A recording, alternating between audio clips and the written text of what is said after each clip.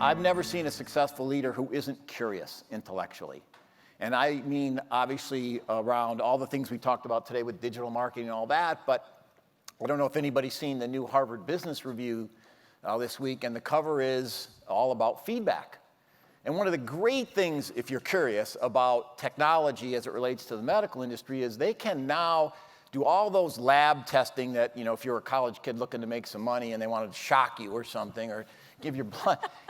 Now they can hook your brain up to anything you're doing and find out what parts of the brain are firing. And it turns out in this article, and I'm just going to summarize real quickly, is that when you give feedback, constructive criticism, which is an oxymoron, as it turns out, when you hook up to the brain and you get criticism, your amygdala is the part of the brain that engages. And for those of us who don't remember biology that well, I had to learn this too, is that's the fight or flight. And it actually takes over your whole brain, and it's physiologically impossible to process that feedback and accept it because your amygdala is controlling whether you run or you fight. They wouldn't have known that before, but now they do. So I would just challenge you to read that because it all is going to come back to the kind of feedback and how we engage our people and what do we do with silos, and it just explains, starting to explain what's going on in people's heads when they're saying or doing or thinking what they're thinking. We did an exercise. It was our belief that we really didn't understand. I didn't understand my directs even though I knew them. Fran talks about this exercise called lifelines. You take your life, you kind of draw big milestones, and then in a small group like these tables, you take one really important section of that and tell the table why that experience in your life made a difference.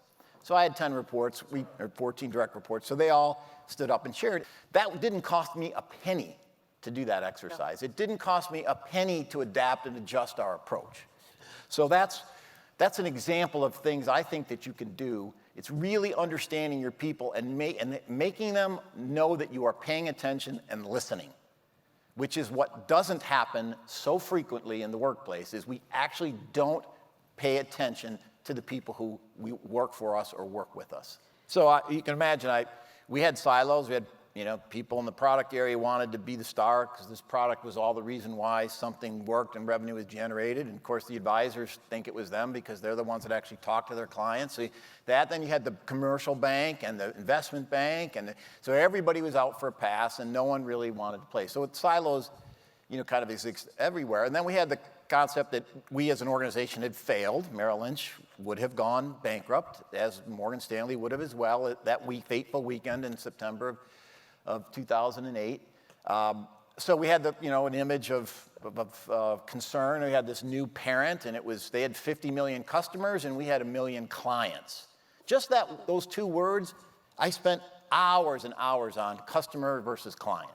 Because Charlie Merrill said client. Well, he actually said the interest of the customers must come first, but no one wanted to remember it, right? So these are the little things that happen. So what I did to eliminate all the noise, and everything, by the way, that went bad was the bank's fault, if you were Merrill Lynch. And if the bank went bad, it was these guys from Merrill Lynch, these people from Merrill Lynch, it was their fault.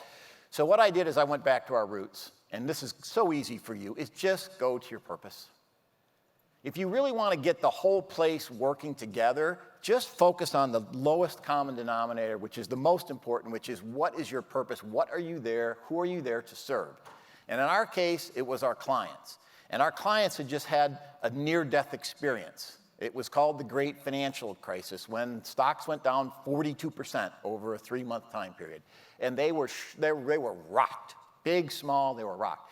So we went back to outcomes for clients, and that's all we focused on. In any meeting I had across the organization, if somebody wanted to talk to me about profitability of their division and how they couldn't share, I just got back to, but here's what we say we are, and Brian Moynihan supported it. We've got to go back to helping clients achieve their desired outcomes. And that's how we got through all that. Doesn't mean it wasn't hard, doesn't mean that there weren't conversations, but that's how we stuck to this purpose, and that's how we got through and managed all the competing priorities. But I'll tell you one really quick thing that I think made the biggest difference, and this actually came from, I don't know if anybody's heard of Ram Charan, but he came out of Harvard, and he's sort of the consultant to the consultants. The guy literally doesn't have a house. He travels around the world. I mean, he doesn't have a home. It's crazy.